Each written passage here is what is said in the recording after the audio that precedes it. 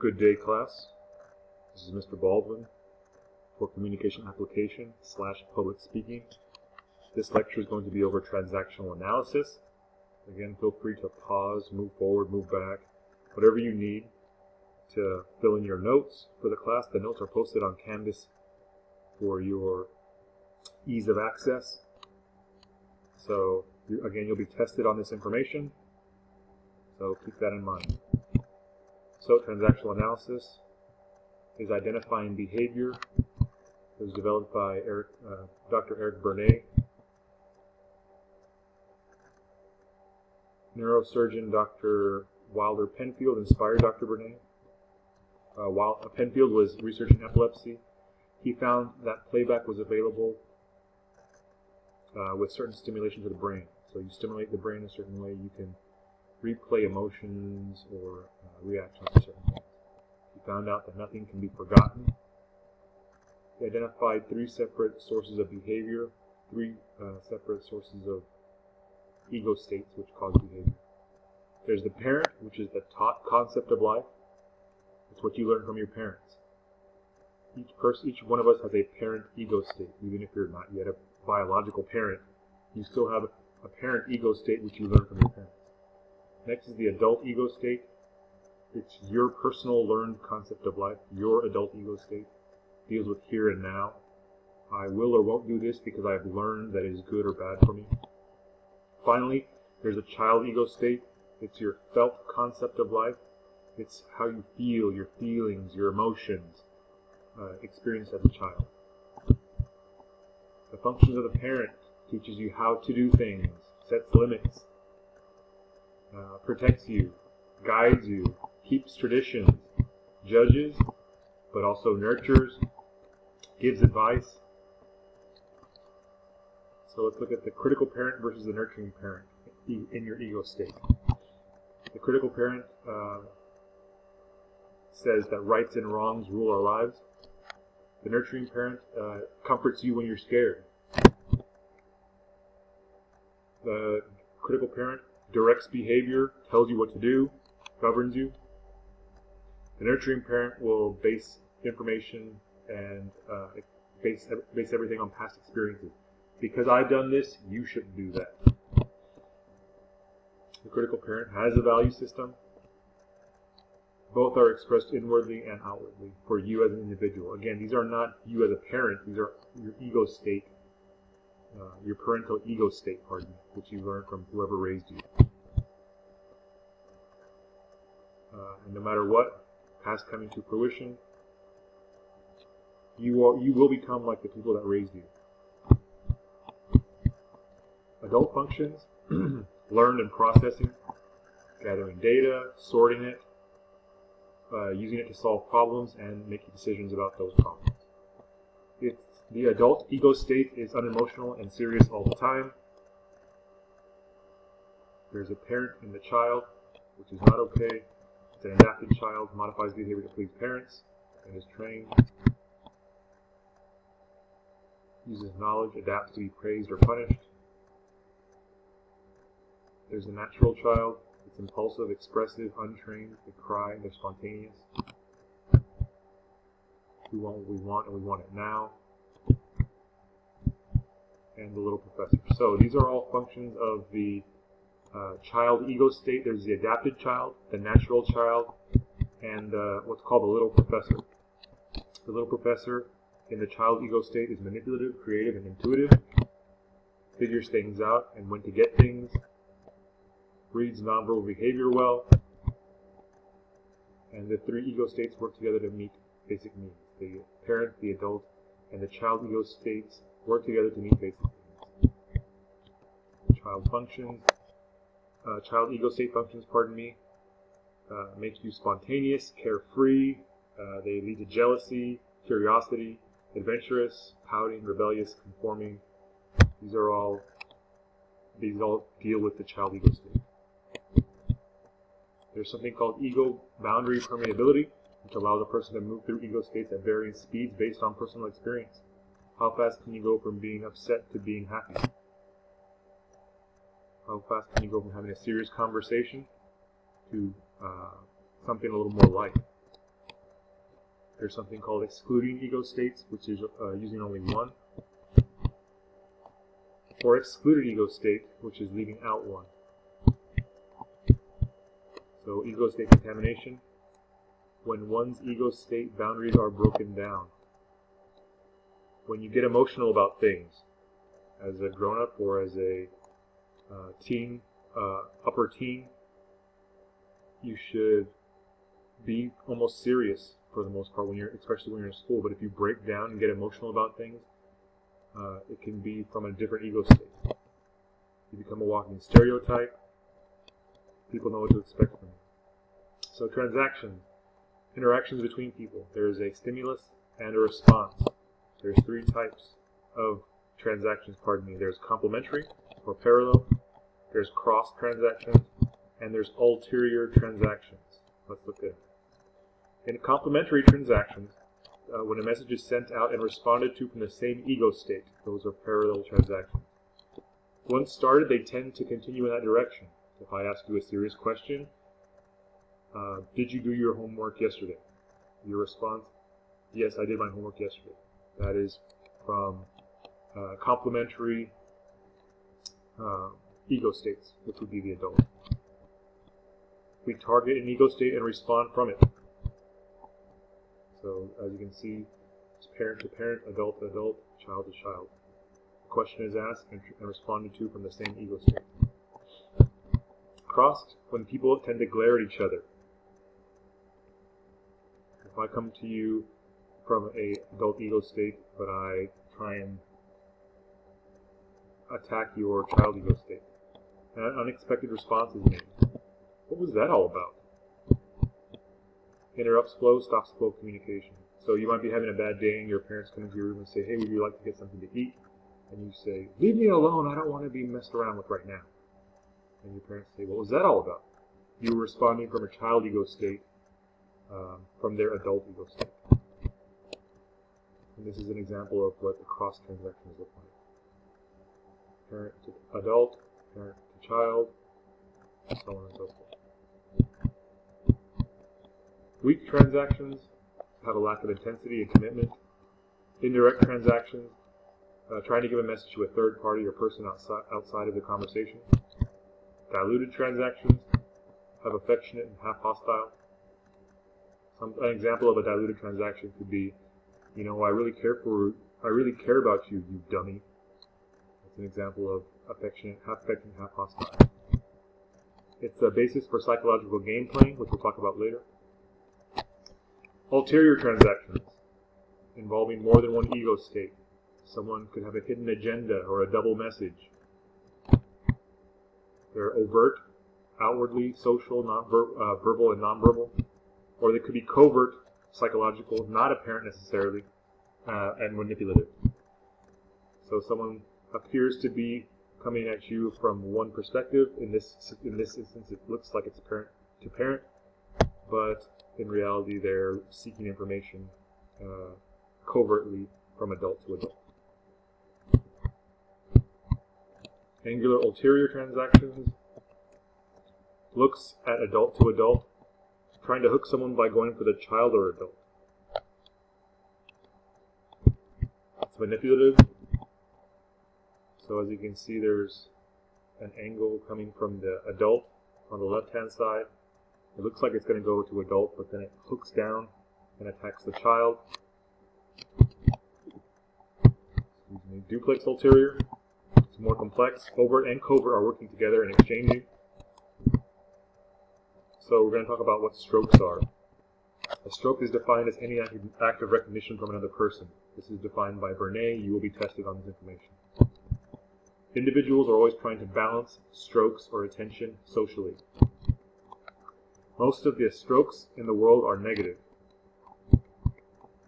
But a stroke is a stroke, positive or negative. Attention is attention, whether it's good or bad. People need attention. People need recognition from other people. We are born into this world needing strokes or attention or recognition. Physical contact when you're young. The lack of physical contact can lead to a condition called marasmus. Lack of receiving recognition or strokes can lead to what is called stroke hunger or recognition hunger, attention hunger.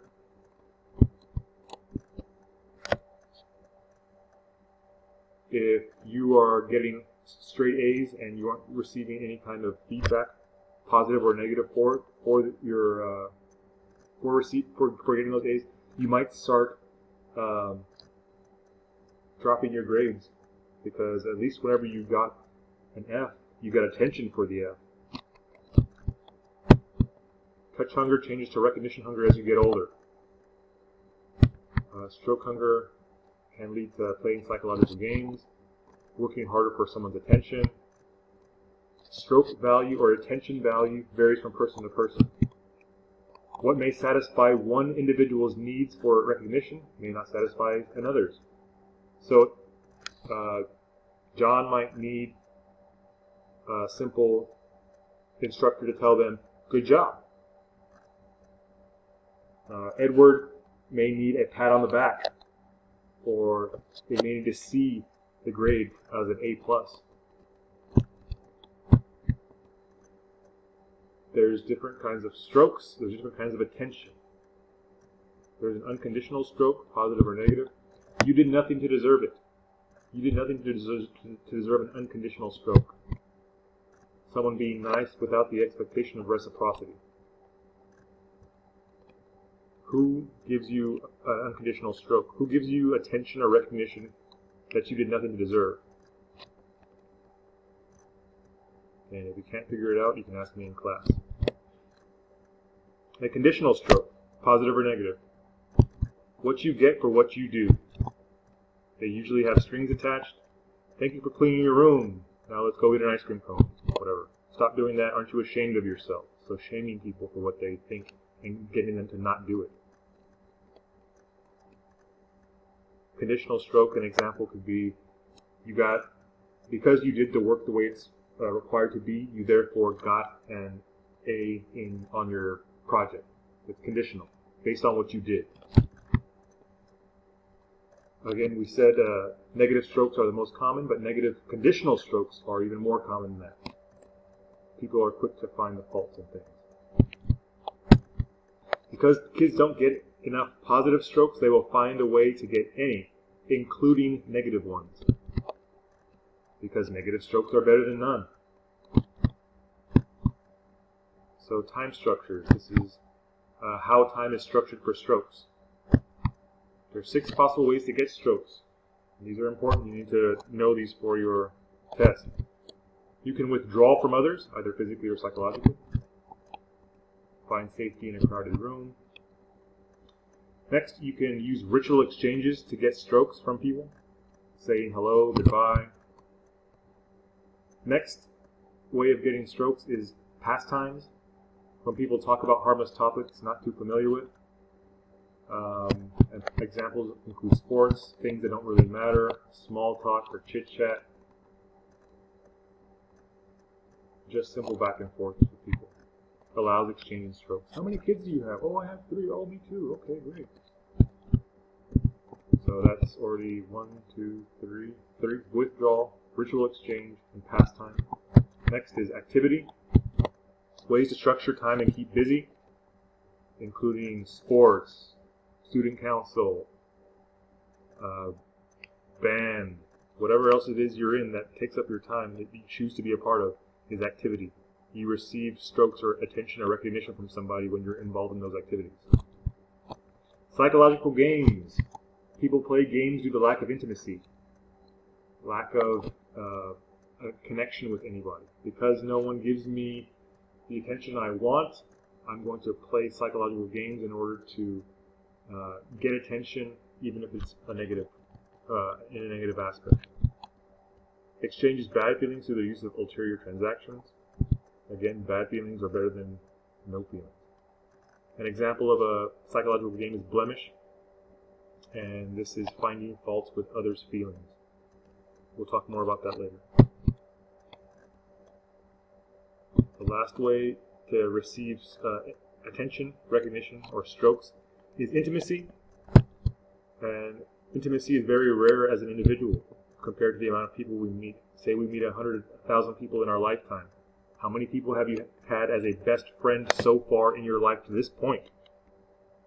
10 perhaps?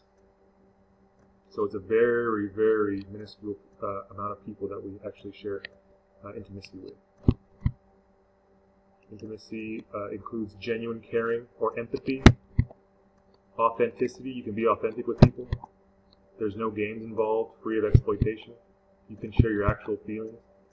It scares people to be more vulnerable than usual. People are afraid to share normally. People prefer to stay in their comfort zones. So we're going to look at the scale of emotional risk to reward based off each of the 6 ways to receive strokes. So withdrawal, ritual, pastime, activity, psychological games, and intimacy. The risk to reward value, that's something that's going to be very important. And we'll talk about that more. If you have questions about the risk to reward value, ask me in class and I'll let you know. But the more you risk to get attention or recognition or strokes from somebody, you will also have it'll also have more value for you as an individual. Feelings. There's something called a racket, where you substitute real here and now feelings for your favorite bad feelings. There's something called stamp collecting. Saving up bad feelings to cash in. People have their favorite bad feelings. Saved, chronic, unpleasant bad feelings. Stamp collecting is saving chronic, unpleasant bad feelings. Again, it's related mostly to bad feelings. Gold stamps is an example of something that's not necessarily negative, but we'll talk about that here in a second, which is cashing in stamps we don't deserve anymore. No stamp is good. Stamps are saved up and collected in stamp books. We're going to talk more about stamps, but if you have any questions, make sure you ask them in class and I can address them each individually. Thank you. So a racket is converting all your feelings into your favorite bad feelings. Rackets hide authentic feelings, but not all bad feelings are rackets, only the repetitive, non-productive ones. So transactional analysis. Red stamps mean anger. If you save up enough, if you save up a few stamps that are red, you can have a temper tantrum. If you save up a lot of anger stamps, you could be inspired in a more negative fashion. Gray stamps stand for fear. A little fear, a few gray stamps saved up could cause you some anxiety. A lot of stamps saved up could cause you to have a panic attack. Blue stamps are sad. A small amount of stamps may cause, saved up may cause you to have a good cry. A lot of blue stamps saved up could cause a major depression. Brown stamps are for hurt. A small amount of stamps saved up could allow you to have a sulk. A lot of brown or hurt stamps saved up could cause more tragic endings. Martyr stamps are white. A small amount of martyr stamps saved up could cause you to marry someone that's going to cause you pain throughout your life. A large amount of martyr stamps saved up could cause you to marry someone who's more dependent on you and causes you more grief throughout your life. Green stamps are for sickness. Let's see. Gold, as we talked about before, aren't necessarily bad. If you save up enough, you might, if you save up a few, you might save up for a night out. If you save up a lot, you could save up for something big. The thing about Goldie stamps is that no stamp is a good stamp, and a night out is still going to cost you something in the end. It's nice to have a night out every once in a while, but it's still going to cost you something. Similarly, getting a new car is great.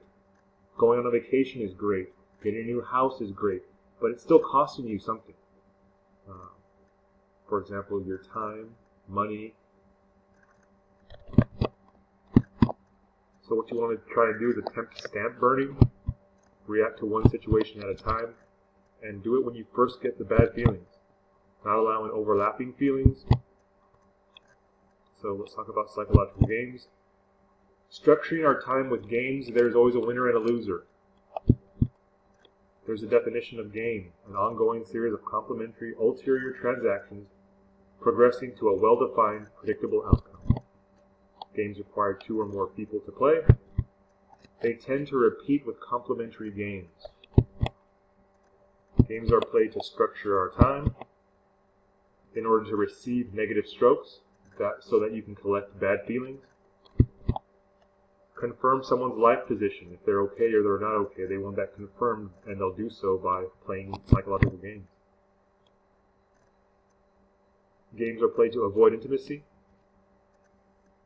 I don't want anyone to get close to me, so it's for them to hurt me. Therefore, I'm going to play psychological games to keep everyone at a distance from me. And to maintain rackets. They also provide predictability. People know that if I treat people a certain way, I know that they will always respond to me a certain way. For example, if I make fun of myself in any situation, it'll keep other people from making fun of me, so I won't get hurt. Is predictability better than unpredictability? So let's look at particular games people play, and we will be held accountable for these. So there's a game, Why Don't You, Yes But? This is justifying your depression by not accepting solutions. Kick Me, How You Spend Your Stamps, which are negative bad feelings, and attempt to accrue more by asking to get run over. If it weren't for you, I'd have accomplished more. If you guys have questions about these games, feel free to ask in class and I'll address them. Schlemiel, Trying to Obtain Forgiveness by Being Clumsy. Alcoholic, Allowing yourself into a mind-altering state of being and rationalizing its outcome. For this, you'll need a persecutor from an interpersonal relationship, a rescuer, a friend, and a patsy or a dummy, a nurturer, a mother,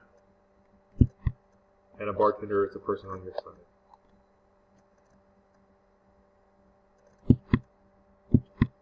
Debtor, getting attention for owing people money. Nigisaw, it's Now I Got You, you son of a blank. It's entrapment, setting people up to look bad or fail. Now I Got You.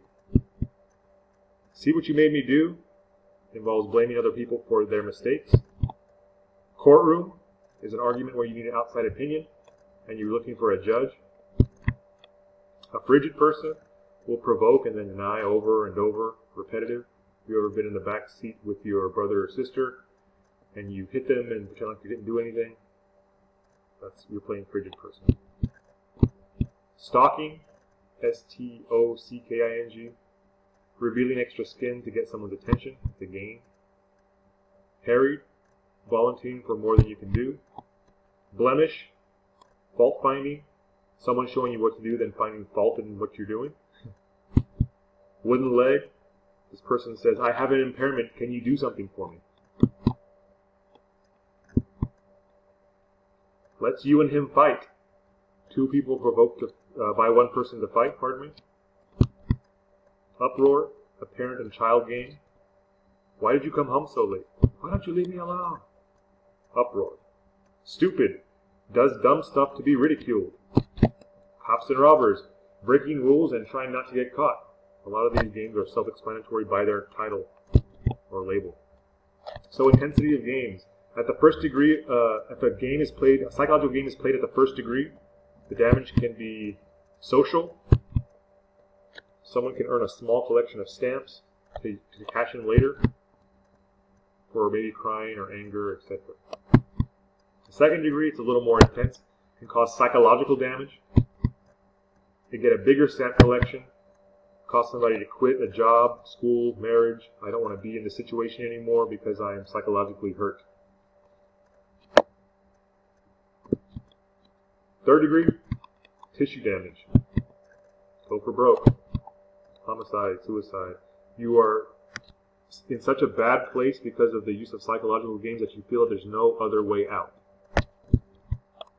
So how do you stop games? You can ignore them, confront them, Talk about how it makes you feel. Refuse bad feelings. Deal with the facts from your adult ego state, because adult ego states do not play games. Ask yourself, how did the game start? And do I feel bad for my parent or child ego state from your adult ego state? Moving on, organizational communication psychologist Robert Bramson, pardon me. This is dealing with common problem employee types or coping with difficult people, and this will give you a type of individual, what their behavior is, why they act that way, and how to deal with it. So the first kind of difficult people or person, we're going to deal with is labeled the Sherman tank. The behavior: they dominate through intimidation. Victims feel like they are being run over. They attack you personally. They're abusive, abrupt, and arrogant. Why do they behave this way? They have a strong need to prove themselves. They have a sense of what others should do.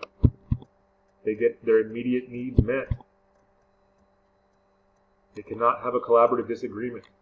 They value aggressiveness. So what's the solution to dealing with a Sherman tank?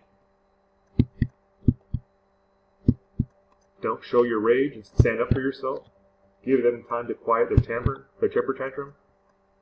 Interrupt or cut in. Be strong and assertive. Get attention carefully, but be appropriate. Speak from your own point of view. But don't go for a head-on fight, but do stand up to them. Next, the sniper. What's the sniper's behavior? They strike out from cover. This is someone that just won't come up to you and tell you how they feel. They'll maybe use rumor. Not too subtle digs. Not so playful teasing. They take pot shots. They'll say things that really hurt, but they won't do it out in front of you. Why do they behave this way? They believe that others should think and act the way the sniper expects them to. They think they are superior to others. They feel like they are in control when they undercut you, because they're good at it. So what's the solution to dealing with snipers? Surface the attack. Bring it out in the open. Call out the person. People aren't comfortable when they're called out on their sneaky ways. Ask questions. Get group confirmation for the sniper's attack. Remove yourself from the situation calmly. Next, the time bomb or the exploder. What's the behavior? Most of the time they act very nice, but adult tantrums are their tool. They get more out of control than tanks or snipers. When they explode, which is not very often, it's truly an explosion. Everybody out of the room. They get irritable and overly emotional. Why do they act this way? Because them throwing temper tantrums reduces the opponent to passivity, silence, or their own temper tantrums. What's the solution to dealing with a time bomb or exploder? Give them time to quiet their tantrum. Change the venue. People aren't as comfortable or won't get as aggressive when they're in a different area or environment. Change the venue. Get away from the explosion. Next up, the whiner. Complaining constantly. What's the behavior? They're highly developed and skilled at complaining. Everyone knows someone like this. Whenever they show up, they tend to sit down because they're going to stay a while. They walk in, let me tell you about all the things I have to complain about. I'm going to sit down because it's going to be a while. Their voice often has a sing-song quality that blames and accuses other people. They're good at finding fault with everything. We tend to placate or become defensive. Why do they behave this way? They're armchair leaders. They may be truly powerless. They can complain, but they have no possible solutions. They have a how things should be perspective. They may think they are perfect. They are triangular complainers, which includes gossip, rumor, and complaint. Gossip, rumor, complaint. What's the solution, to deal with a whiner? Listen to them. Acknowledge their complaints. Be prepared to interrupt when they're wrong. Use limited responses so you don't fuel the fire. Don't agree with them. Move or switch to problem solving. You know, I noticed you have a lot of complaints, but you're not offering very many solutions to these problems. State the facts. Next, the brick wall, or someone clamming up. What's the behavior? You ask a question or make a statement and get a closed answer. If you remember what a closed answer is. It's like talking to a brick wall, is what they say. They get unresponsive when you need an answer. It's difficult to draw them out. Why do they behave this way? It's their way of handling or avoiding difficult interpersonal situations. They can hurt or control others by frustrating them. They get to avoid attention on self. What's the solution to dealing with someone that's acting like a brick wall? Try and find ways to break the tension. Say what you see. Name your feelings and be descriptive. Give them a friendly silent stare to help them feel comfortable in the environment. The super agreeable. What's the behavior? They always smile and has a friendly word. They communicate whatever you want, you got it, but then they don't come through. They say what you want to hear, making you think they agree with you. They use humor a lot.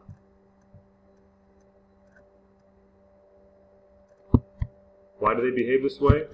They need to be liked and loved by other people. They are trying to avoid conflict. Unrealistic comments are made to please others. What's the solution to dealing with the super agreeable? Reassure them that being truthful with each other is best.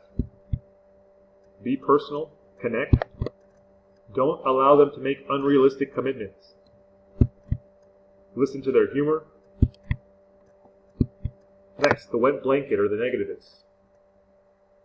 Anytime there's a fire going and someone throws a wet blanket on it, it smolders the fire. Behavior. Or, I'm sorry, it smothers the fire. Next, behavior.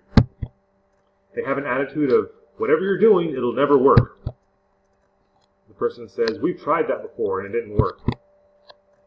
They hurt working groups. Why do they behave this way? Why are they a negativist? They gain power by tapping others' potential for despair. They already and truly feel defeated.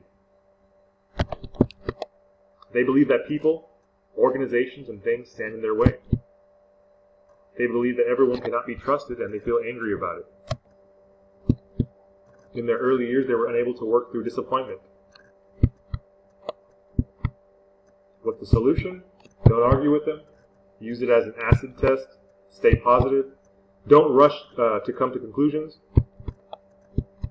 Next, the know-it-all or the bulldozer. What's their behavior? They're productive people who push all obstacles out of their way. They use a tone of certainty.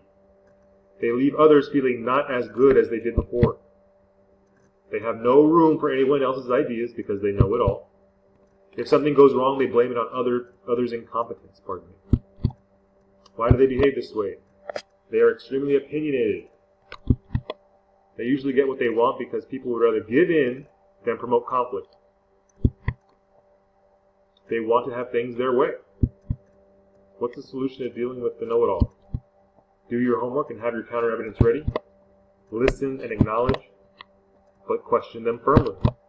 Listen to yourself, most importantly. Acknowledge their competence, and let them be the experts. That way, if anything ever goes wrong, hey, they were the expert.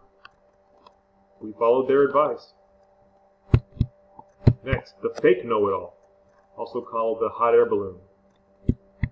What's their behavior? They sound off whether they know anything or not. Considered a phony expert or a con artist, typically smooth and convincing to themselves and other people. Why do they pretend to know everything? Why are they the fake know-it-all? They say, I want people to think that I'm brilliant. They believe that others will think, it sounds right, so it probably is. They'll say, I believe it's true, so why not say so? Well, no one is calling me a liar, so I guess I'm brilliant, is one other thing they might say. What's the solution? Face them with the facts. Very simple. Next, the procrastinator. I'm sure no one knows anybody like this, also known as the indecisive staller.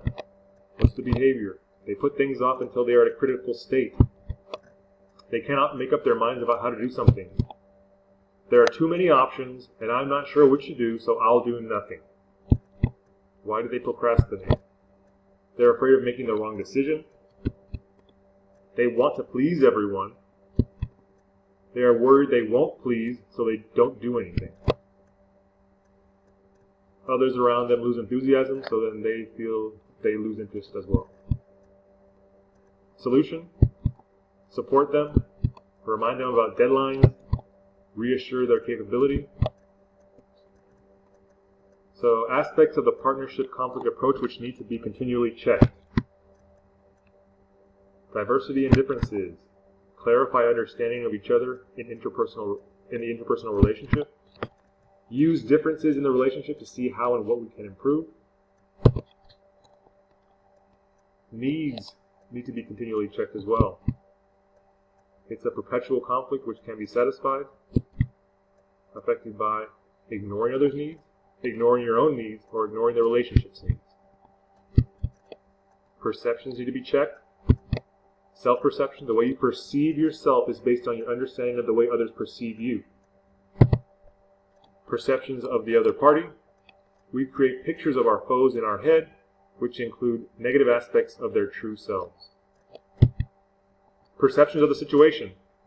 A situation's perceptions need to be clarified by every party involved to make sure everyone understands and sees the same thing. Perception of threat. Using things that are hurtful against someone you feel is a threat, even though there may be none. Power needs to be checked, the capacity to act effectively and the ability to influence. Values and principles need to be checked. Do individuals make judgments based on values or rely on principles to get their way? Does someone say, because of my status, whatever I say or believe goes? Feelings and emotions need to be checked. Feelings and emotions make things worse for parties involved. Again, this is going back to the child ego state. Emotions tend to make things worse in interpersonal relationships.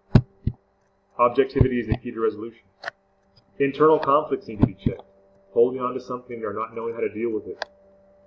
Because I don't know how to deal with something, it's going to cause a conflict between me and everybody else. Alright, so this concludes Transactional Analysis by Dr. Eric Bernet. You will be tested over the information in this presentation, so make sure you have questions available for me in class. Again, watch the video as many times as you need to. The notes are available on Canvas, so there's no reason why you shouldn't succeed in your test/evaluation of this information. Have a good day.